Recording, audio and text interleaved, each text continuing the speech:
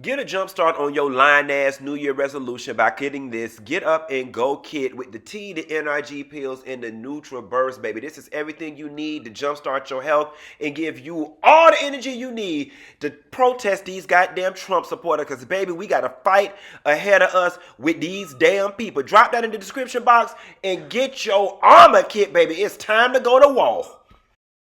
Something because I'm cheesy.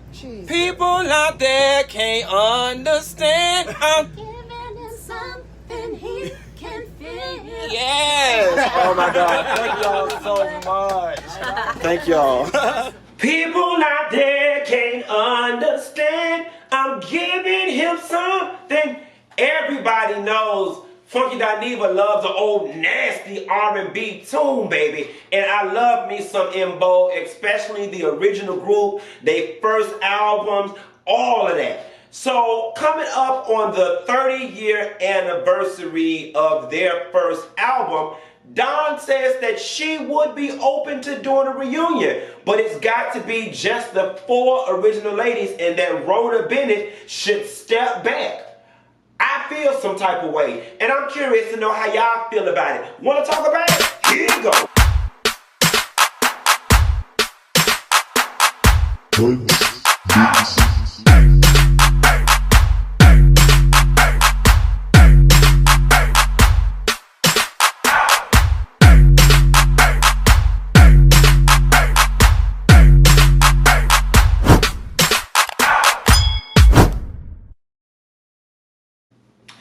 Nessa girl, every now and again there's a story that comes across my desk that just moves me to chorus, and this is one of them.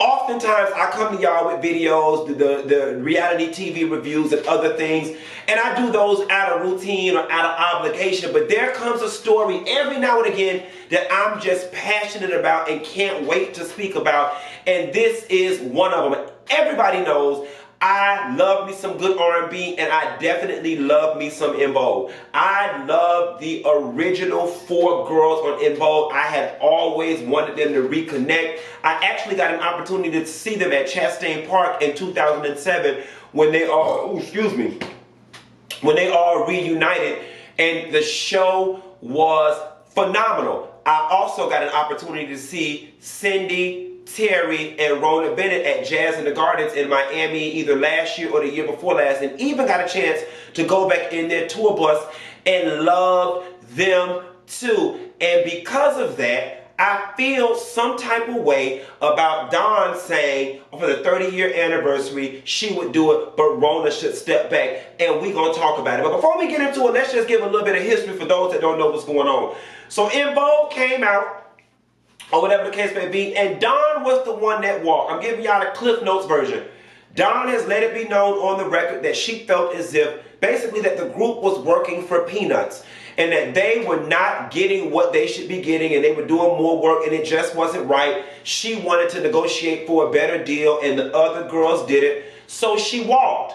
She did that. She went over there and played with Lucy Pearl for a little bit. That didn't work out. Then, for whatever reason, Maxine left Cindy and Terry, teamed up with Dawn Robinson, and they were performing for a while. Child, according to the damn interview that I just read, Dawn's problem child ass done fell out with damn Maxine as well. It just seems like no matter where Dawn goes, there is a damn problem. So in the interviewer says, you had just begun doing shows with Maxine as part of the Funky Divas before the pandemic started. Was it disappointing to have to put a pause on that? Dawn reveals that kind of fell apart for a different reason. It was a personal situation that happened between her and I. I know it happened a long time ago, but it was just something I couldn't let go. I just couldn't trust her after that. So it was just personal with me. I always say this. Also, Cindy and Terry were trying to get the name Funky Divas. They don't go by Funky Divas. They go by En Vogue. I left in 1997. I came back in 2009 for our 20-year anniversary, and we toured the States and overseas. I don't understand why they're fighting to get the name. I thought they were just being nasty and vicious. I just said the hell with it. Every time I try to go back and do something with them, it just blows up. Some things are just left undone and unfinished. So there's so much to unpack here, right? So, you know, it sucks because all 4 of these ladies did build this group together, right? And I look at ladies like them that have been doing this from the 90s. That is the only thing you're kind of qualified to do. I mean, you have no other tangible employable work skills. This is what you've done. You're a singer and you are known by these particular songs in this particular brand. So I find it very interesting, complex, and perplexing that Dawn wants to sing. And she wants to sing En Vogue songs. I don't understand why y'all can't get y'all ass on Iyanla Vanzant Fix My Life and figure out and get together whatever the hell it is going on with y'all and get this thing back on track. But here's what I really want to break down, right? I personally, and I take it personal that she is saying that she would do the 30-year anniversary, but Rhona should step back. And here is why. And don't get me wrong. When Rhona Bennett first came into the picture, I was like, who the hell is this bitch? Why is the girl from Homeboys in Outer Space on this damn thing? Send her ass back to the Mickey Mouse Club. This ain't the original girls.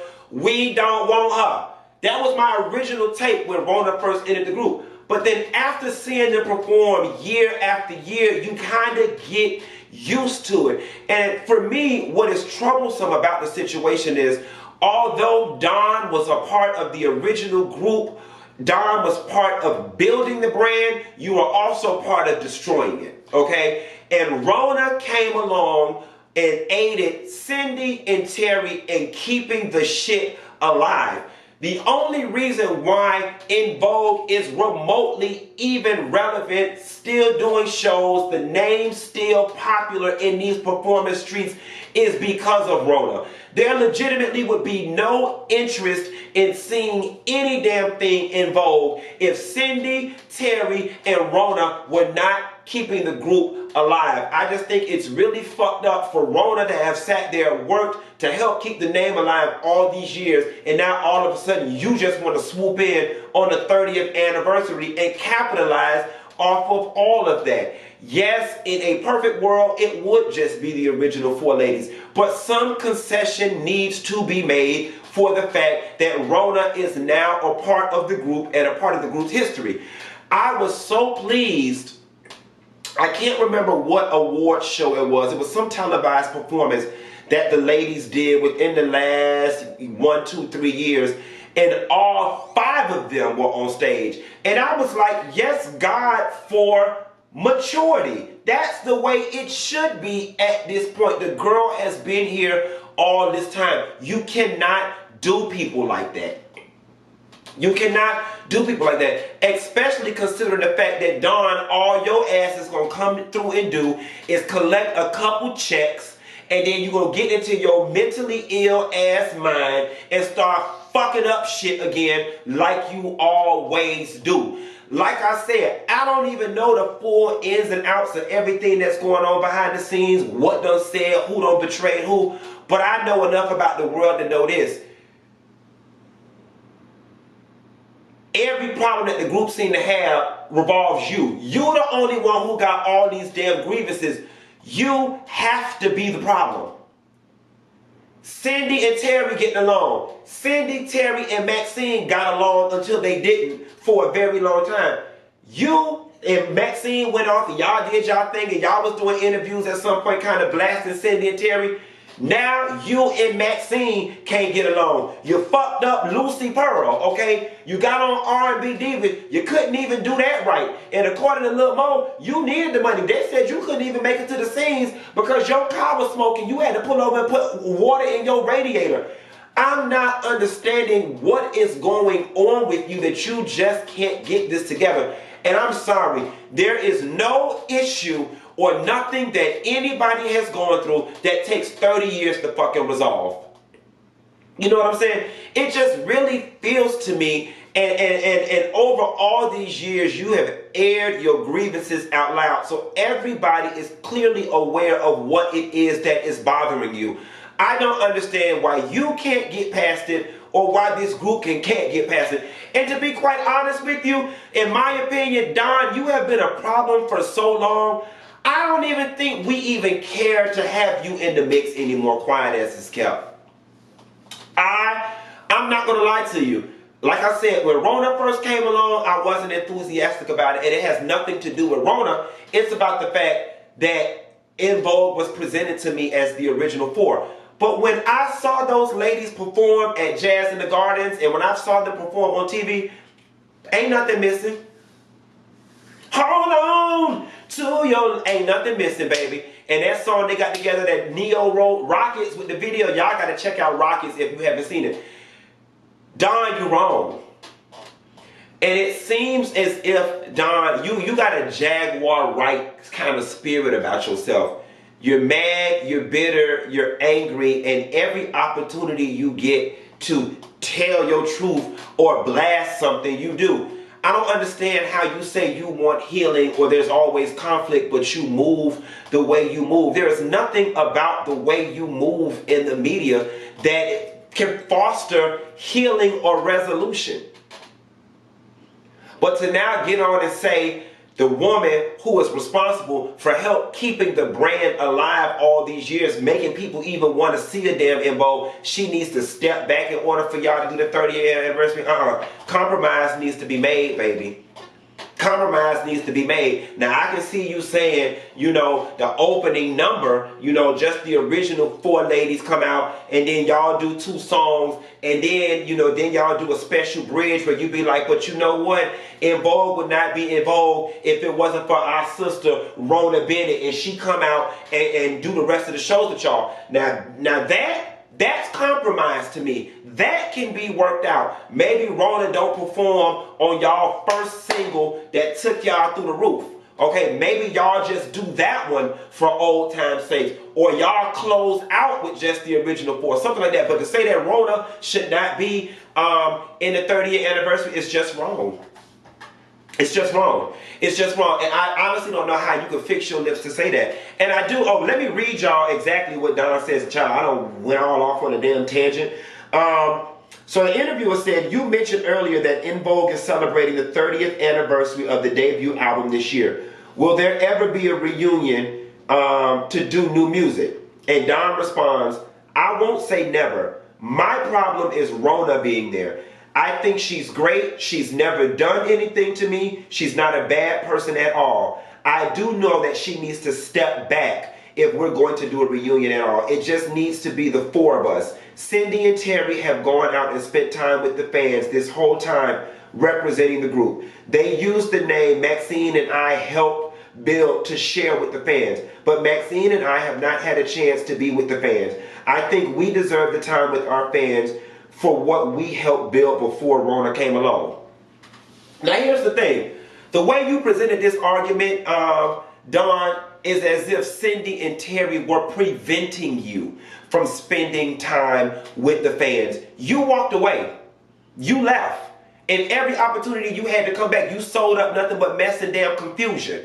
So you and Maxine did not get an opportunity to spend time with the fans under the name of En Vogue by your own accord. You know what I'm saying? Don't make it seem like somebody had been preventing you from doing so and Rhona being there is preventing you from being able to spend time with the fans. I don't understand why all 5 of y'all can't spend time with the fans on the name that you helped build before Rhona came, but it's also the name you helped destroy after Rhona came. En Vogue to me is the prime example of an unsung group. Because En Vogue, because of all the fallout, in my opinion, they never truly realized and got what they should have gotten these streets. Now, don't get me wrong. They are legendary. Their harmonies are unmatched. They will always have a place in history. But En Vogue could have literally held it down for much longer than what they did and really, really, really did something. They could have been the TLC of R&B. They were already poised in position to do so. Then the fallout came along.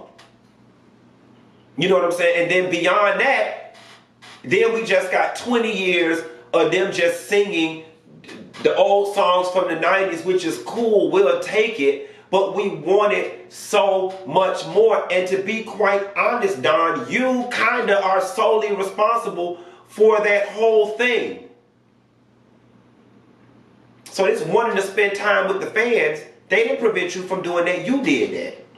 Nevertheless, I am of the school of thought that all 5 of the ladies should damn perform. I'm curious to know what y'all think.